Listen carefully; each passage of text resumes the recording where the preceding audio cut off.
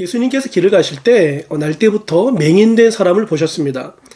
이 당시에는 병의 원인이 자기 혹은 그 부모의 죄 때문이라는 선입관이 있었습니다. 그래서 제자들이 이렇게 예수님께 물어봅니다. 이 사람이 맹인으로 난 것이 누구의 죄로 인함이니까? 자기니까? 그의 부모니까? 그랬더니 예수님께서 대답하시기를 이 사람이나 그 부모의 죄 때문이 아니라 그에게서 하나님이 하시는 일을 나타내고자 하십니다. 말씀하십니다. 이 제자들의 질문과 예수님의 대답에서 우리는 참 많은 것을 발견할 수 있습니다. 모든 고난이 하나님의 징계는 아니라는 사실입니다. 모든 교통사고가 하나님의 섭리로 일어난 것은 아닙니다. 빨간불일 때 이 무단횡단한 나의 잘못일 수도 있고 나는 정상적으로 건넜지만 음주운전 차량의 잘못으로 내가 사고 당할 수도 있기 때문입니다.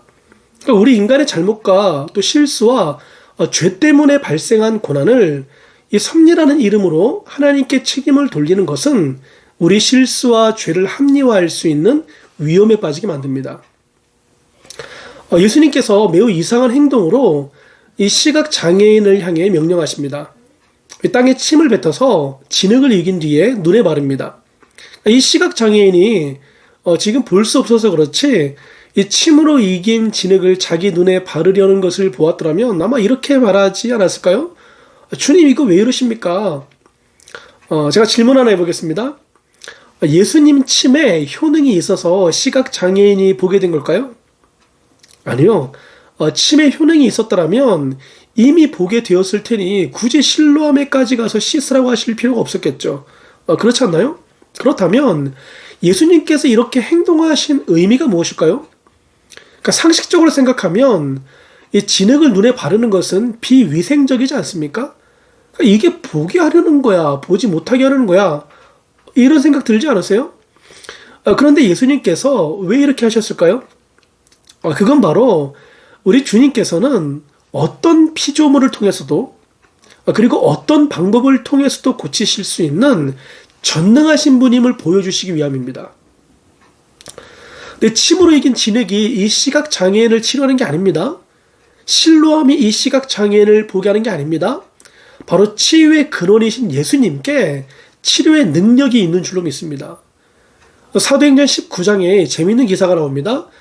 이 사람들이 바울의 몸에서 손수건이나 앞치마를 가져다가 이 병든 사람에게 얹었더니 글쎄 그 병이 떠나가고 악기가 나가는 일이 발생합니다. 와, 세상에나. 제게도 이런 능력이 있었으면 좋겠습니다. 그러니까 아픈 성도들이 제 양복 아닌 넥타이만 살짝 닿아도 병이 낫고 대박이죠. 그럼 어떤 일이 일어날까요? 하루아침에 교조가 되겠죠. 매일 막 제 양복과 넥타이 만지려고 줄을 서고 심지어 넥타이 훔쳐가는 도둑들이 막 기하급수적으로 늘어날걸요? 그러니까 바울 보면서 야 부럽다 생각했는데 조금만 생각해보니까요. 와 이런 능력 없어서 천만다행이다 싶더라고요. 하마터면 양복과 넥타이 도둑 맞을 뻔했다니까요. 그러니까 도둑 맞는 건 차치하고라도 하마터면 제가 하나님 위에 있을 뻔했으니까요. 여러분 그런데 사람들이 얼마나 어리석고 미신적인지 아세요? 사도행전 5장을 보니까 이번에는 베드로가 등장합니다. 그러니까 당시 사도들을 통해서 민간의 표적과 기사가 많이 일어나다 보니 사람들이 사도들을 뭔가 신성한 사람 취급합니다. 그래서 이 병든 사람을 메고 거리에 나가서 침대와 요 위에 누이고는 이 베드로가 지날 때 그의 그림자라도 덮이기를 바라더라고요. 왜 그런 쓸데없는 기대를 했을까요? 베드로를 통해 기적이 나타나니까 이 베드로에게 뭔가 있다고 생각했거든요. 그러니까 모든 능력의 근원은 하나님이신데 사람에게 뭔가 신성한 능력과 권위를 부여하니까요.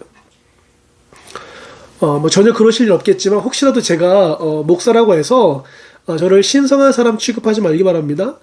심히 부담스럽습니다. 목사도 죄 많은 사람일 뿐 제가 천사도 아니고 또 신도 아니란 말입니다. 혹시라도 제가 안수했는데 병이 낫는다면 너무 놀라거나 절 대단한 사람 취급하지 마세요. 제가 한 게 아니니까요. 안수했는데 병이 나으면 오히려 제가 더 놀랄 것 같습니다. 아니 뭐지 이거? 제가 기도의 능력을 신뢰하지 않기 때문일까요? 아니요. 저는 오직 기도만이 해답이라고 믿는 사람입니다. 그러나 제가 기도한다고 해서 반드시 응답하시는 분은 아니라고 믿기 때문입니다.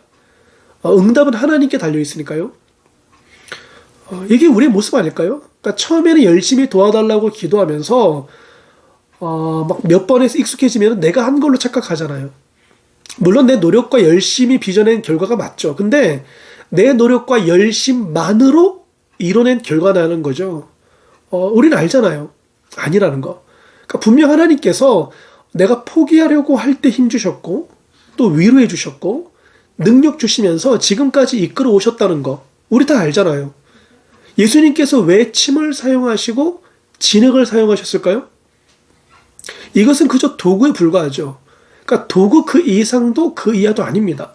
그런데 사람들은 하나님 보시기에 아무것도 아닌 그저 도구에 불과한 것을 아니면 어떤 능력 행하는 사람을 심지어 목회자를 또 심지어 어떤 은사 있는 사람을 하나님보다 더 신뢰한다는 것입니다.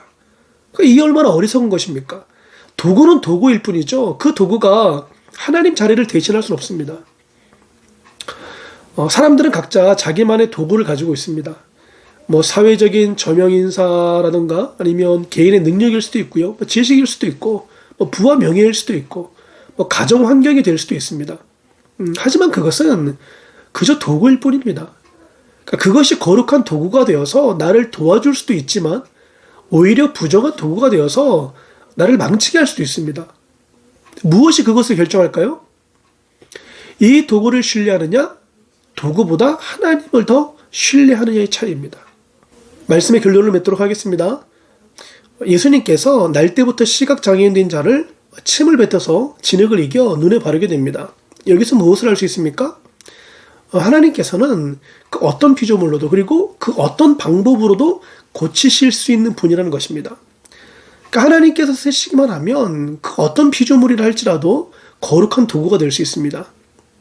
내게 있는 도구가 거룩한 도구가 되느냐 부정한 도구가 되느냐는 하나님을 더 신뢰하느냐 아니면 그 도구를 더 신뢰하느냐로 결정됩니다.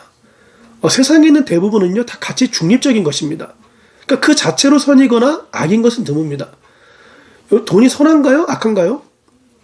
성경은 돈 자체를 선하거나 악하다고 평가하지 않습니다. 그러니까 오히려 돈을 사랑함이 일만하게 뿌리가 된다고 합니다.